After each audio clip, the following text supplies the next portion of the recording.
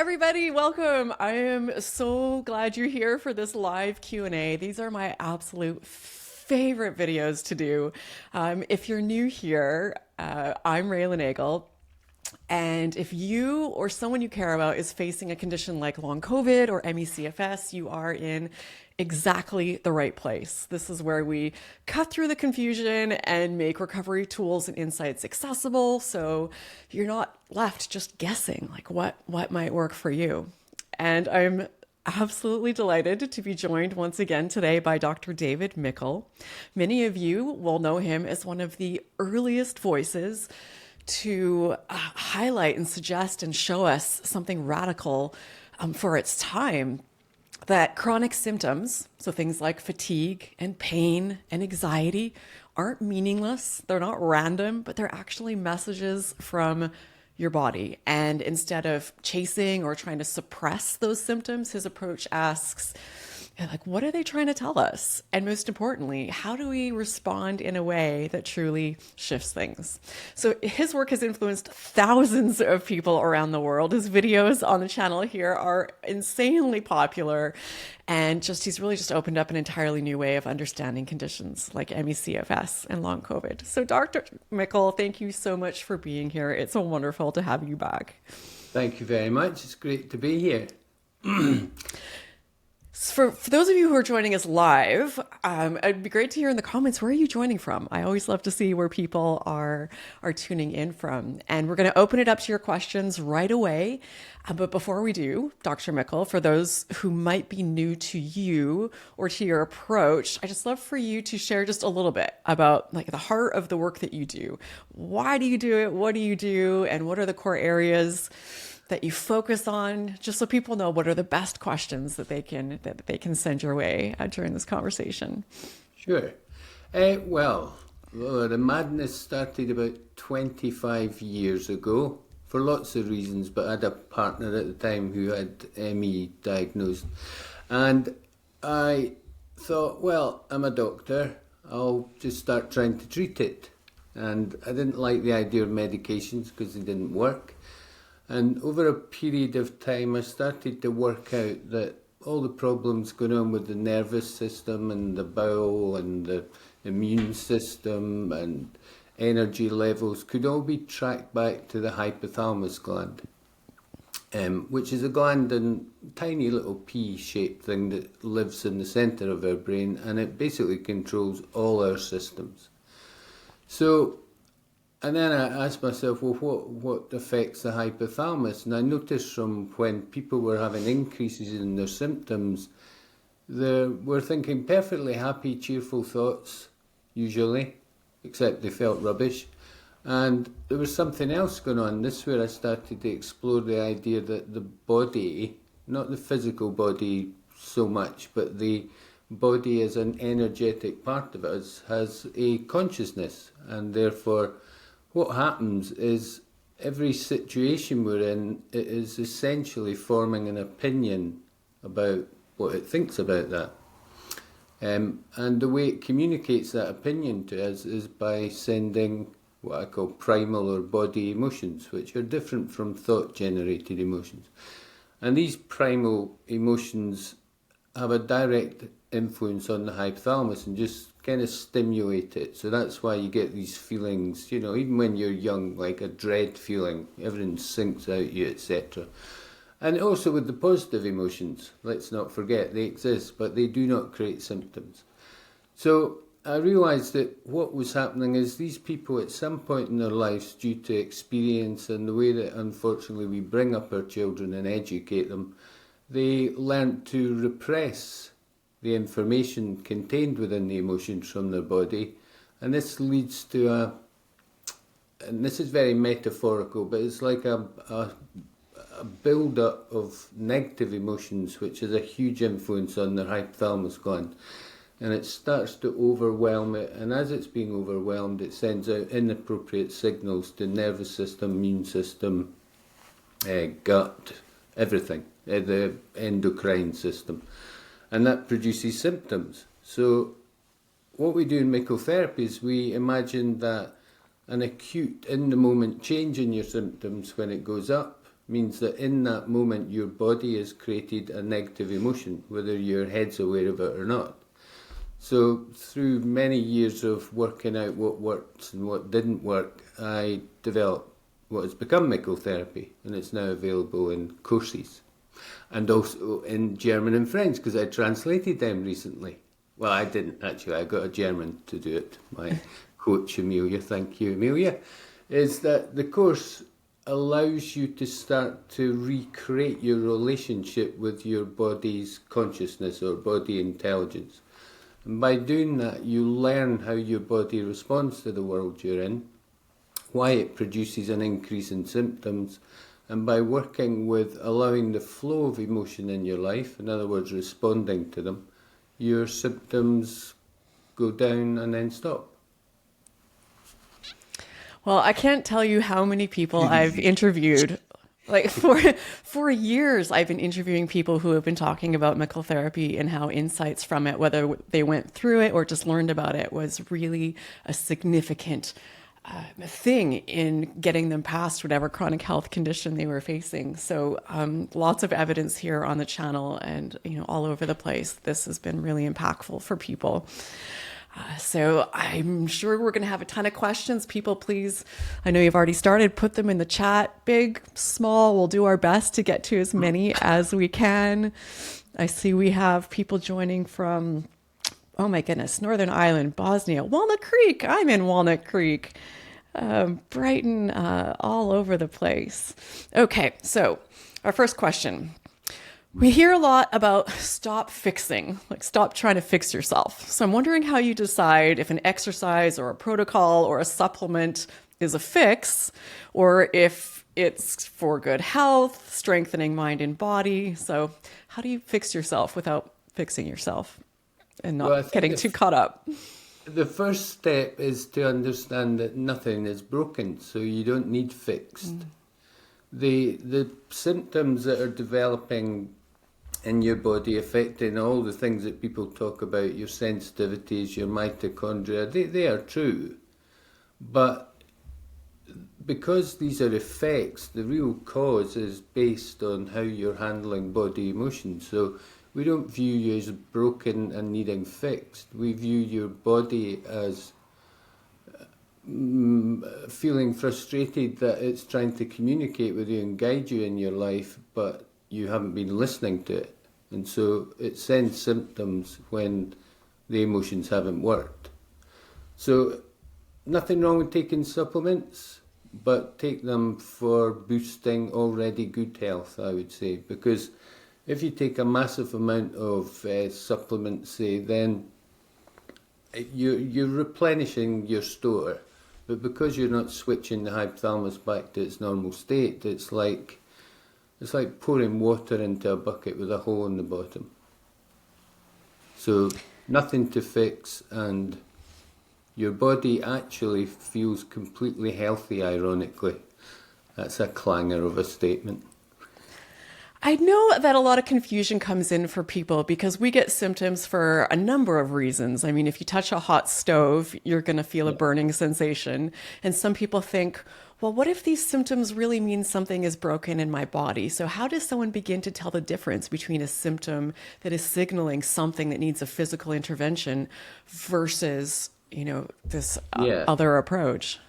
So, I mean, normally people with the vast majority of our clients are CFS, ME, fibromyalgia, long COVID kind of spectrum. So they shouldn't be allowed the diagnosis unless they've been through, I think the World Health Organization suggests it. So it's a diagnosis of exclusion, whereby all other causes of their symptoms have been addressed and there is no cause.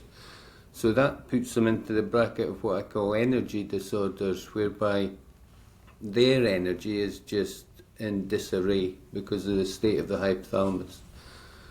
But it does happen, many years I've been doing this and I'm treating someone, I'm thinking this doesn't sound like a symptom, it doesn't respond in the normal way to the process of Mickel Therapy. In that case, then I have to put on the very uncomfortable medical hat and think, well, this is a separate problem. So you can have CFS plus other things. All right, next question. I feel like I have to pay close attention to the body being bored to avoid symptoms to flare up. Does this usually feel more intense at the start and then ease up as the hypothalamus balances out?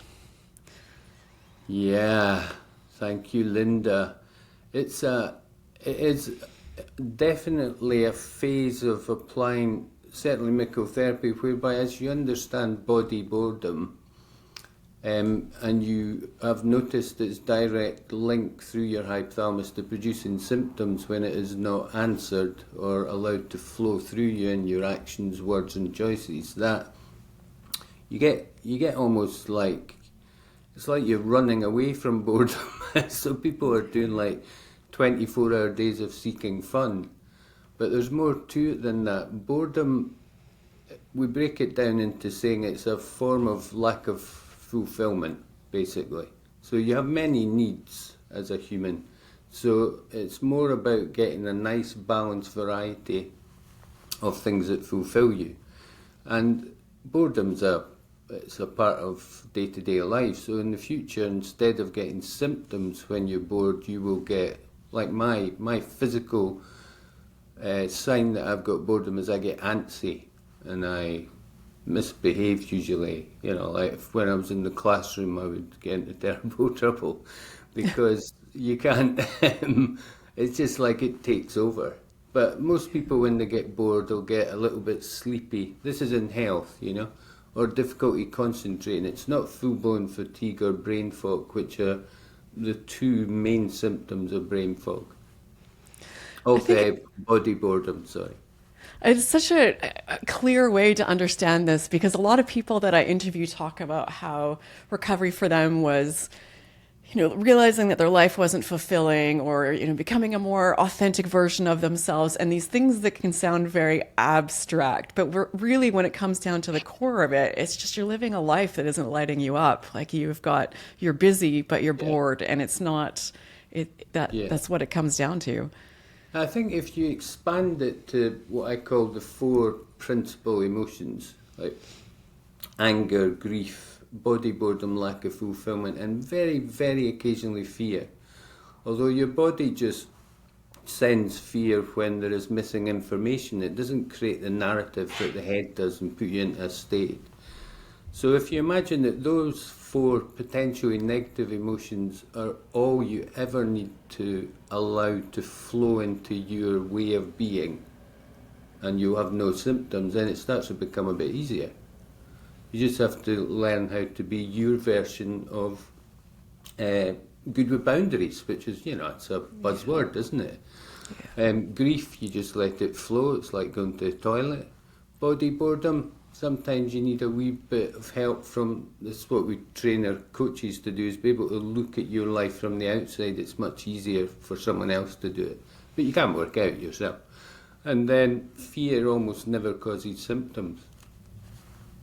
Again, a big clanger. Which is interesting because we talk a lot about the relationship between fear and symptoms. Yeah. So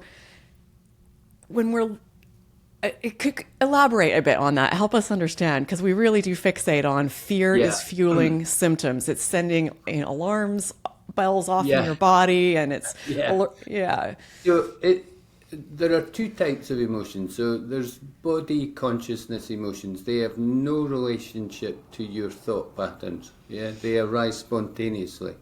I have a big, interesting to me, quantum kind of energy explanation, but we don't need to go into that. Is they just accept they arise without thought, like a baby has them, and it has no thinking. And then you have what I call secondary emotions, which are really powerful because most of us have learnt to live in our head instead of our body. So up here, this massive narrator, and it's just incredibly powerful, and it creates thoughts that produce secondary emotional states. So fear of symptoms, fear of going out in public, etc. Whereas while that's happening in your head, your body's going, what's the problem? So you distinguish, and what we do with head-based emotions created by thought is we ignore them. because I spent years, well, trained in psychotherapy as well, and lots of tricks of the trade and NLP about how to deal with the fear emotional response that goes on in the head, and it was just like back-breaking, terribly unfulfilling work. And obviously that doesn't work with me because I'm allergic to boredom. As I thought, well, what if you just accept that your head's going to chunter on and do that, but once you work out the body's emotion, and occasionally you bravely challenge the fear coming from your head, you get massive relief. And you don't address the fear in the head because it's not real. That makes a lot of sense. All right, who do we have next here? Okay, we have a question from Allie. Hey, Allie. I no longer identify as living with fibromyalgia and ME/CFS after 18 months in recovery programs. However, being postmenopausal has brought a lot of issues with pain, fatigue, anxiety, etc. Good question, Ali. So, how should I work through this? What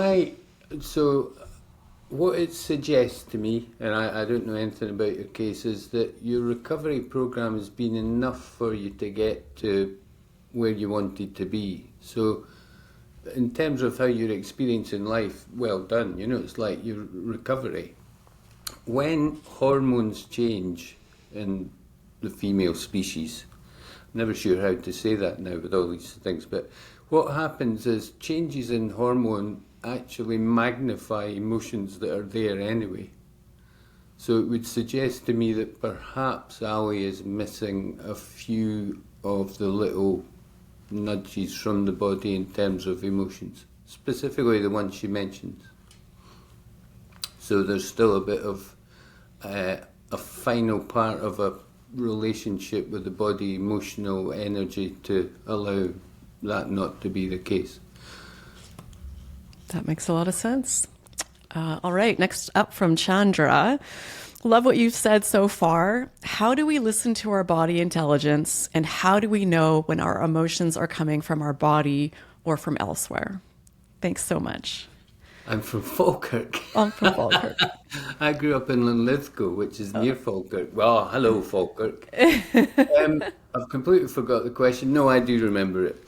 This is a very good question. So, you know, you could spend many, many years sitting, contemplating, waiting for some kind of signs from your body as to what it's feeling or trying to tell you. The good news is when you have symptoms, and this is why symptoms are opportunities to learn, then symptoms increasing mean a negative emotion has arisen. And by applying your big clever brain, you can look at the situation and think, first of all, has anyone treated me unfairly? Yeah? Is there a sense of unfairness? Has someone crossed over my boundary that I keep in place? If that's not the case, then it's not the emotion of anger. Then just assume that your body is unfulfilled. Therefore, seek joy. So 98% of the time it's anger or boredom. Just assume it. I remember the last time you were on and I said I wanted to get this embroidered on a pillow. I hope I'm quoting you correctly, but you distilled it all down at the end to, I no longer take any shit and I thrive on joy. And Yeah. it's become one of my life's mottos. I absolutely love it. And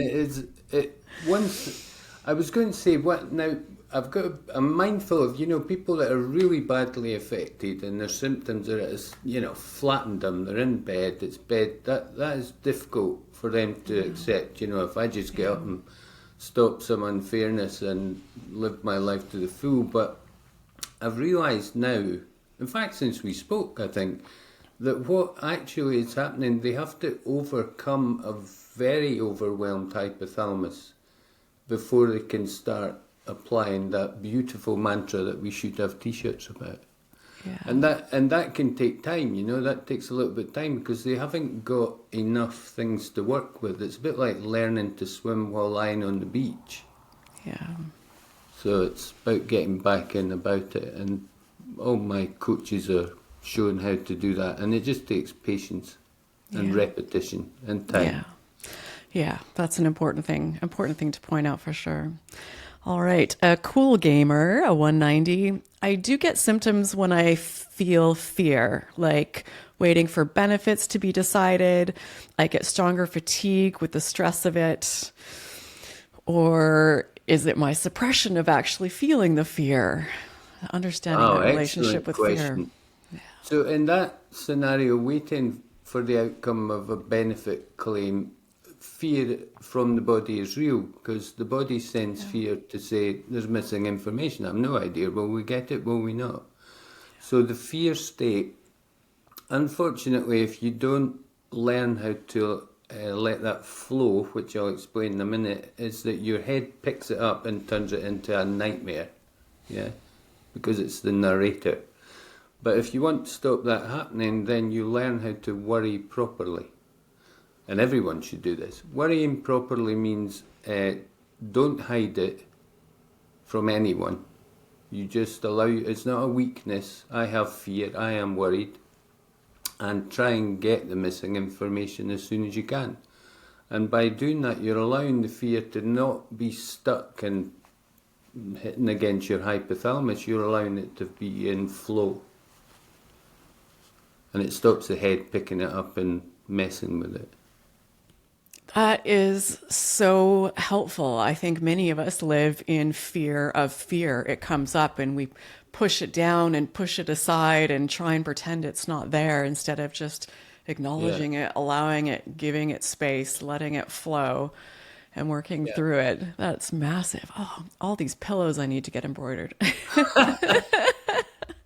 I don't know who's still embroidering pillows, but in my head, that's still a thing. So I have this vision of them all lined up behind me. Okay, sorry, I missed our next question here from Pamela. All right, hey Pamela, thank you for your question. I have been doing so well with recovery from ME, CFS. Amazing, very excited for you, Pamela. But this week had a very upsetting situation that arose with a friend that has really shocked and upset me. And now my symptoms have worsened so much.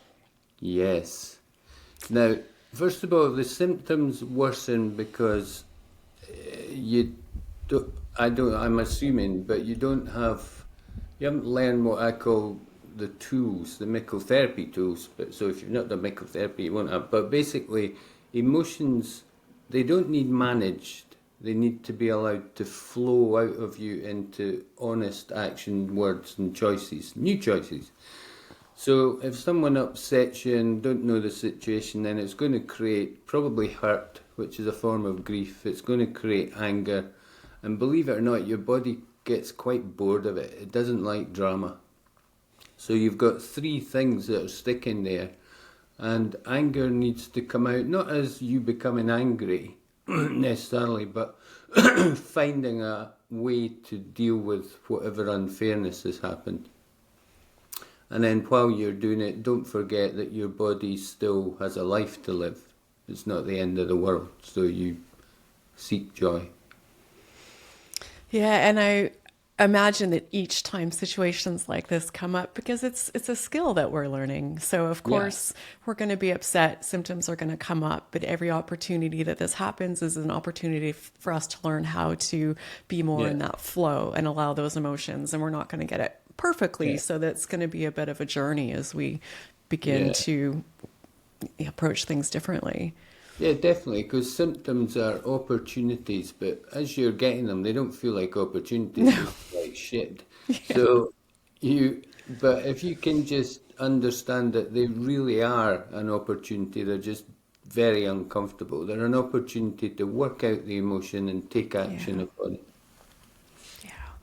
All right. Next question we have from Eva. Hey, Eva. My son is 80% recovered. That's incredible. Very happy. I can't imagine how challenging it is to have a child going through this.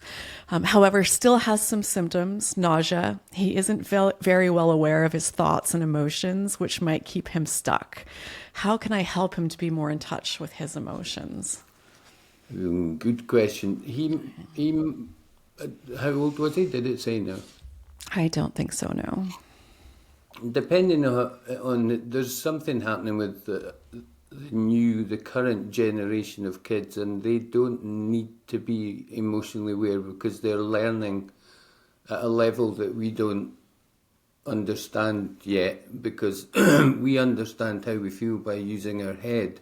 They'll just start to know. So in terms of his symptoms, it just means that he's still not got a good relationship with one of the emotions, and because it's his stomach with nausea, I would suggest that he openly chats with whoever he's most comfortable with about the things that make his body angry in his life at the moment, but not the symptoms. Anger about symptoms is your head.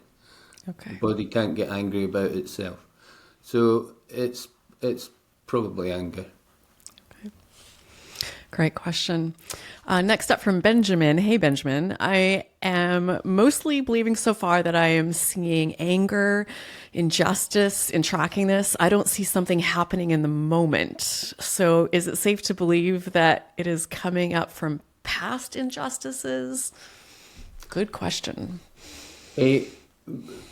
Sort of, but no, because the things that you've been through in the past create an emotional memory within the body. So it remembers everything that you've been through, but it only releases some of it when there is a current day trigger. So I would suggest you look a little bit harder. It might be small annoyances, it doesn't seem that important, but there are small grievances that your body has with the way the world is working around you at the moment. And if you focus on them and see what you can do about some of them, you allow all anger and injustice to start to flow out again.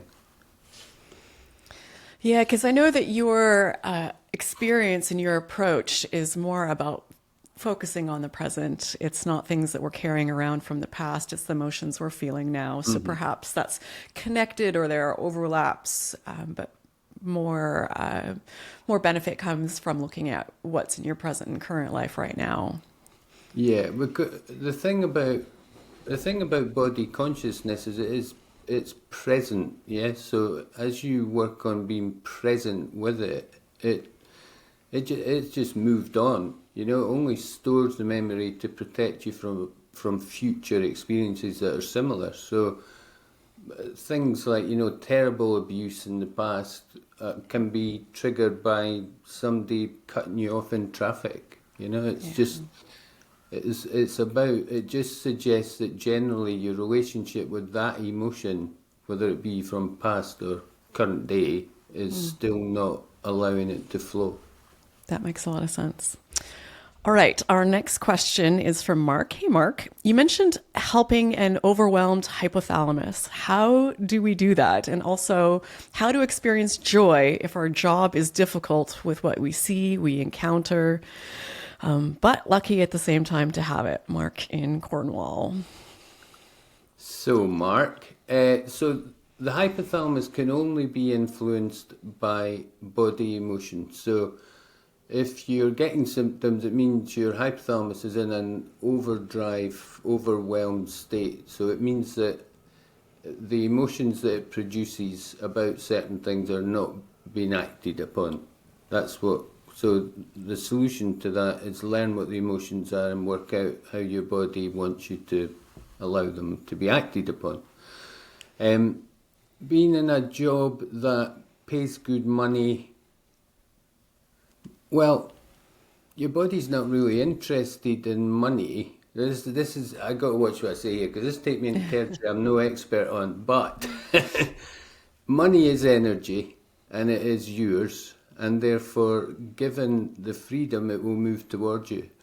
But if you stay in a job that you don't like, I presume, where you see terrible things, I've been in jobs like that, is that if you're not getting any joy from it, then the energy of you is being blocked. That's not fulfilling you, that's fulfilling the bank manager. Yeah. So it means that you've still got a block in terms of your fulfillment. Who are you? What do you really want to do? Yeah, it seems that people can maintain or make some progress, but if you're living a life where you're drinking from a fire hose of stress, boredom, anger, misery, it's just if you never turn off that fire hose, you're just setting yourself up for a daily system of trying to deal with all this coming at you. I've seen people who have improved their symptoms and gotten better despite making dramatic changes to their life, but it just feels like it's an ongoing.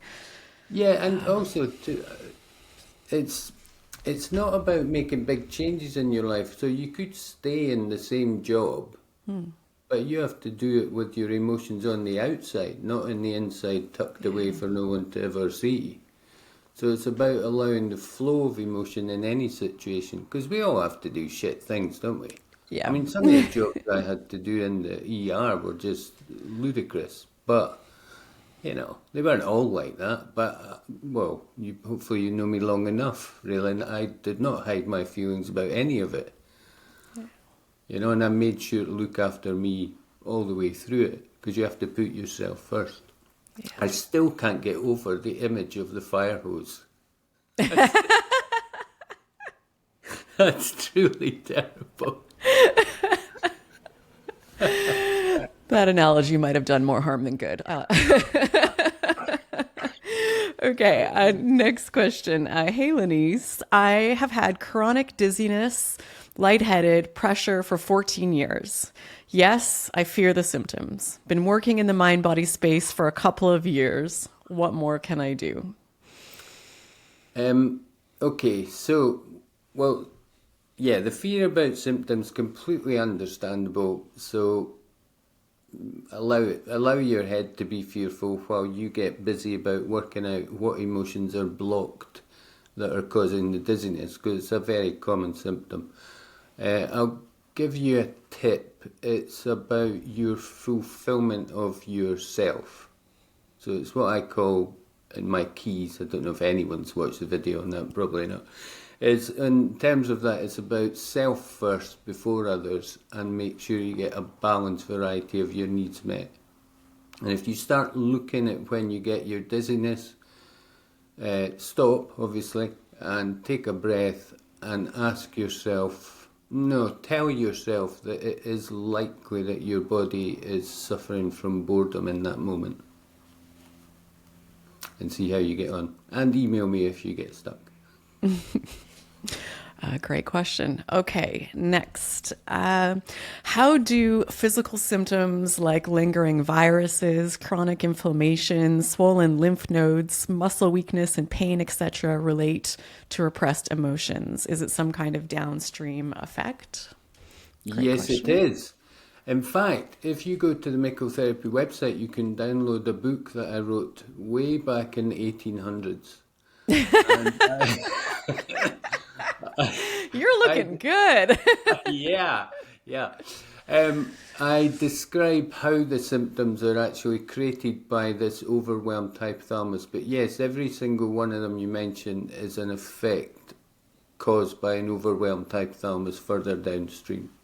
Yeah, it's such a great question, because it's understandably where a lot of people get confused, because they see physical things happening in their body. So they think, well, is this related to emotions? Because there's actual physical, observable things that are going on inside of me.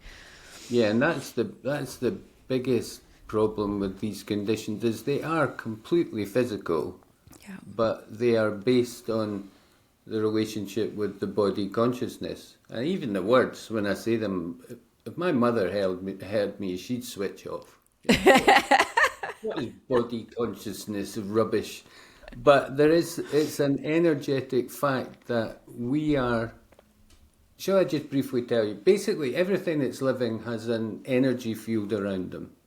I call it the sensory field. And everything outside that sensory field has energy coming off it in their own fields. And when the two fields mix, it produces another form of energy, and that is emotion. There's no thought, It's how you can walk into a room and just feel something's not right. It is your sensory field picking up the information. So, I can't even remember why I started telling you that story, to be honest.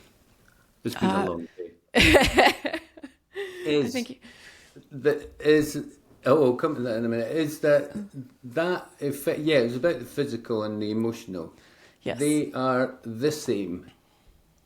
They are one and the same. So all those effects that were described in that question are physical effects of emotion. So they could be viewed as symptoms that tell you there's an emotion. So to make it easier, we just call them all symptoms, rather than individually try to work through them, because they're all heading back to the problem with the hypothalamus. All right, our next question again from Stevie Fire. Hey, Stevie. I was diagnosed with Parkinson's in 2013 and see similarities with many other conditions. Have you worked with and had success with any Parkinson's patients? I have worked with it, and I didn't get much success. And I think it's probably because it's gone beyond the hypothalamus now, the diseased state of the cells, and it's affecting the basal ganglion, which are not producing enough of the drug. Now, in theory, I would like to think that it would work, but I haven't unlocked that, unfortunately. Yeah, that's a good question. All right, invite the light. Can anyone in the chat answer this? Oh, you're off the hook, Dr. Mickel. Oh. Are all symptoms coming from a suppressed emotion? Am I off the hook? I don't know. I don't think so. Are all symptoms coming from repressed emotions? Yes. Yes. Via the hypothalamus. Next up from Karen, what about pain between the shoulders, hands, and feet in your experience? Does it relate to a specific emotion? Pain generally, and it could be a mix, but if someone presents with pain like you've described there, I always start to look at their shit list, which is to start actioning anger, sorry. It's to improve your relationship with the emotion of anger. So explain more. What is your shit list? What does that refer to? Well, because you can't change the past, all the bad things that have happened, but you know your body has learnt from that and said we should be treated as a sovereign being and no one should ever treat us unfairly. And that doesn't happen because we're not very good at it as people, are we? So it means that any time there's an unfairness towards you, your body will produce anger. Yeah, and it can be small things, little things, like the one I told you about, you know, the husband that kept leaving the toilet seat up, or the socks left in the corner, or not putting the dishes away. All these things are little niggles, but they produce part of the family of anger. So small irritation is still energetically the same in its makeup as big anger. Yeah. So the shit list is just to get you to start to be more conscious of what your body's experiencing in your current day life. Love it. All right, Chandra, are there any simple techniques you'd recommend to allow emotions to flow? And how can we meet you in person? But to let your anger out upon me. What are your intentions? The way to let emotions flow, at the moment, I've broken it down into 3 keys, which you just start practicing. So key 1 is start to put up clear boundaries, even if it's just by saying, no, I'm not taking that. I'm really sorry, but I'm not taking it. It stops now. In that moment, the emotion of anger, irritation has been allowed to flow. So it flows into action at the moment. I think there is another level that's going to come sometime in the future where emotional flow will not require action. But I'm not able to teach it yet. So that is boundaries. Get good at saying no when you should say no. Communicate openly whenever you feel like it. Don't let anyone tell you you're wrong or you can't feel like that. What are you talking about? Because you have no control over your emotions. They arise spontaneously. And key 3, by addressing the simple thing of being self first, not selfish, but self first, then others, and making sure your life is peachy, nice, I do this and I do that and I love it and I have to do that rubbish thing, but it's balanced up by all this stuff that's great. If you do that, then your emotions are naturally flowing. They're called the 3 keys to health, and they are on the internet, I think. I love it. And I love the self first. That's such a great way to put it. Okay. No, these are coming up too fast. Okay. Katrin, an argument with my mother yesterday led to a flare up today. Even though I voiced my anger and my disapproval, I am very symptomatic at the moment. What else could I have done? Well, it sounds like when you voiced yourself, communication is a good start, but do you think it's set a clear boundary that there is certain behaviour between you and your mum that you're not willing to tolerate? So I suspect your body is still holding on to some residual anger because it thinks it's not going to be the last time. Yeah. So that needs further work, because at the moment that emotion is effectively hitting your hypothalamus. There's other things, so it depends on your relationship with your mother. You could feel sad. You could have a bit of grief that your relationship's not better, so sit with that a little while, see what comes up. And then importantly, realise that your relationship between you and your mother is not the be-all and end-all, so do something fun. Love it. All right, let's see if we can fire through a couple more here. Next up, Ollie. Is it more likely that you'll get chronic conditions with ADHD? Yes, which is why I'm developing my Wired for Wonder course. I'm a little bit behind, but the way that it's not a disease of the brain, right? ADHD, it is a super sensitive sensory field, way more sensitive than people who don't have it can imagine. So you're picking up lots of information, and because it's so overwhelming, the natural way to deal with it is to try and push it down and control it. And the minute you do that, you get symptoms. So my course is going to address that, which is basically going to be Mickel Therapy with a big add-on for ADHD. But yes, you're much more likely to have it. The world doesn't make sense. Such a good question and such a good answer. I have so many people reaching out saying, I don't feel that my brain works the same way as other people's. How do I recover? How do I work with these programs? Is there hope for me? And what I'm hearing is absolutely yes. And these... In short, I think the problem is medicine has made it a diagnosis. So immediately you think, I've something wrong with me. But it's not. You are the pioneers of this world, and you're here to break down all the pointless, nonsensical shit that goes on in our society because it doesn't work. So you're an evolved being who's not allowed to be their true self because society's not ready, so they give you a diagnosis. That's my opinion. Of course, I could be wrong, but I'm rarely wrong. All right, from Sarah. After a stressful time, I developed tinnitus. I've seen some success stories and hoping this is also a mind-body condition. It makes sense after a life of suppressing emotions and rarely feeling safe. Yes. Yeah, it's a very common symptom, especially in long COVID, actually. So how I address it, because tinnitus it's not like fatigue. It doesn't respond immediately to you addressing the emotion usually. There's a bit of a lag. Is that I call it, what we do with Mickel Therapy is we would aim to make you realigned with your body consciousness, which is through working with your emotions.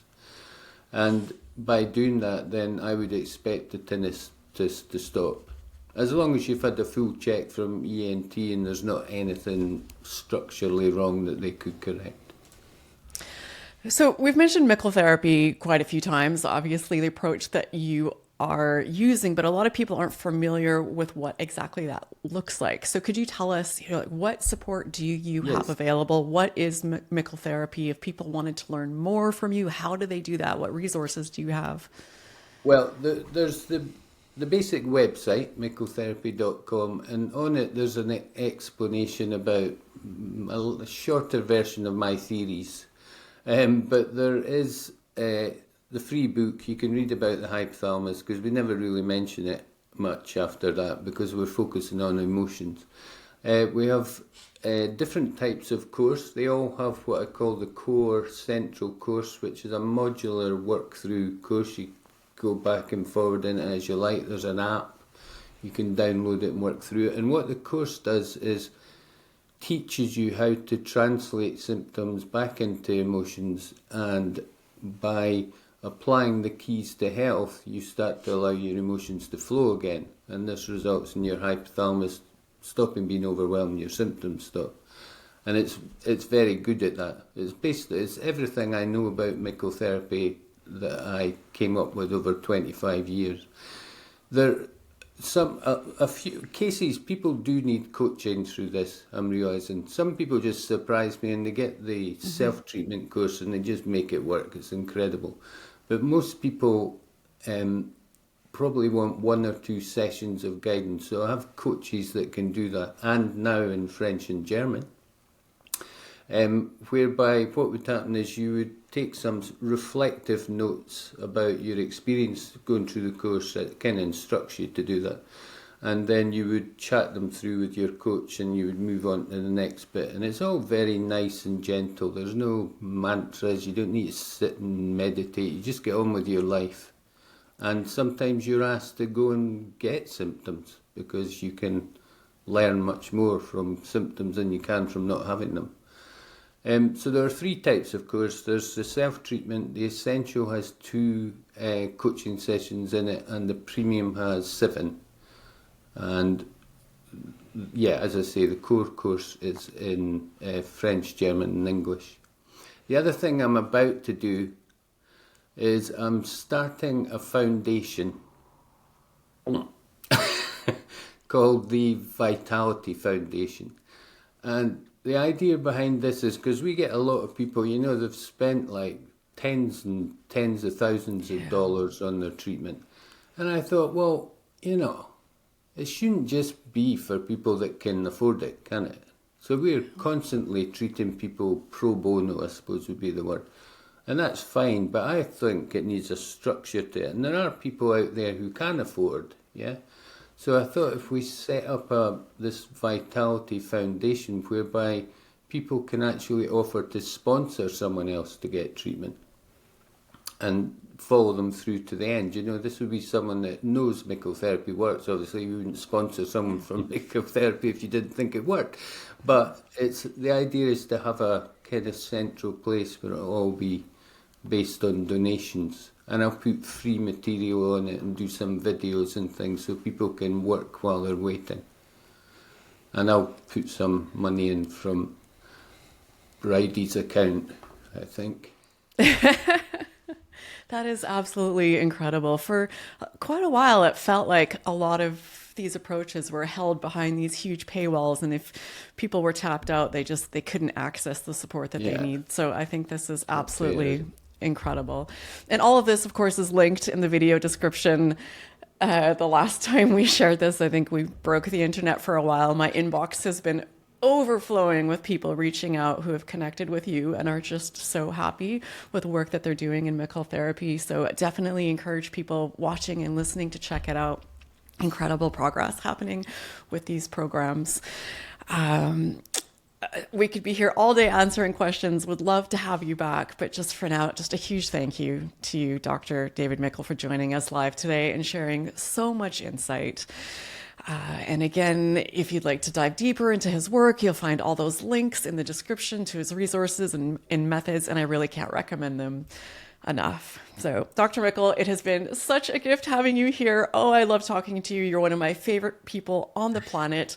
Thank you for the important work that you do and just for spending this time with us here today and answering people's questions. It was my pleasure. Stay away from the fire hose.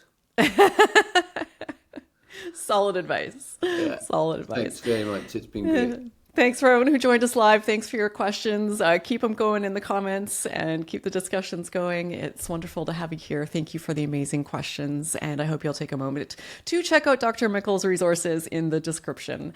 Thanks again, Dr. Mickel. Thank you, everyone who joined us live and who's watching after the fact. And yeah, bye for now.